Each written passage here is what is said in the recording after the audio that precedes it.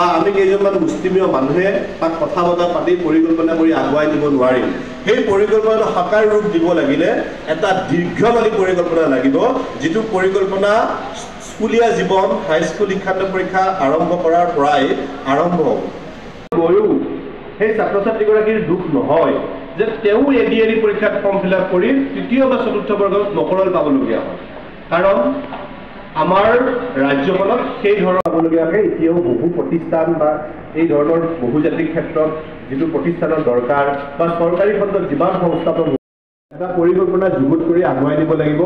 আৰু আমাৰ ছাত্ৰ ছাত্ৰীসকলে এতিয়া দেখিছে যে নতুন শিক্ষানীতিয়ে কেতবোৰ চেঞ্জ আনিছে, কেতবোৰ সম্ভাৱনা এটা দিছে যে বহুত সেই ব্যৱস্থালৈ যাওঁতে কিছুমান পৰম্পৰাগত যিবোৰ চলি আছিল সেই জীৱন জীৱিকাৰ ওপৰত কিছু প্ৰত্যাহ্বান আহিব। আঞ্চলিক ছাত্ৰ সন্থাৰ উদ্যোগত আজি দদৰাস্থিত ভিগু ফুকন প্ৰেক্ষাগৃহত আমি 2024 বৰ্ষৰ যি বিশেষ অভিনন্দন অনুষ্ঠান, সেই অভিনন্দন অনুষ্ঠানটো অনুষ্ঠিত কৰিলোঁ।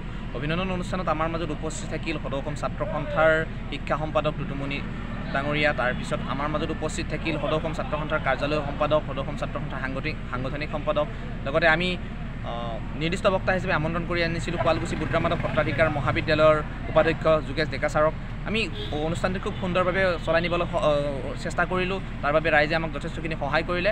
আৰু আমি প্ৰায় 120 গৰাকী উচ্চতৰ মাধ্যমিক লগতে হাইস্কুল শিক্ষান্ত পৰীক্ষা ছাত্ৰ ছাত্ৰীক আমি সম্বৰ্ধনা প্ৰদান কৰিলোঁ। লগতে আমাৰ 4 গৰাকীকৈ যি আমাৰ এই অঞ্চলৰ গৌৰৱ APSC, এই APSC 4 গৰাকী ছাত্ৰ ছাত্ৰীক আমি সম্বৰ্ধনা প্ৰদান কৰিলোঁ, আৰু এগৰাকী UPSC ছাত্ৰ আছিল, তেখেতকো আমি সম্বৰ্ধনা জ্ঞাপন কৰিলোঁ।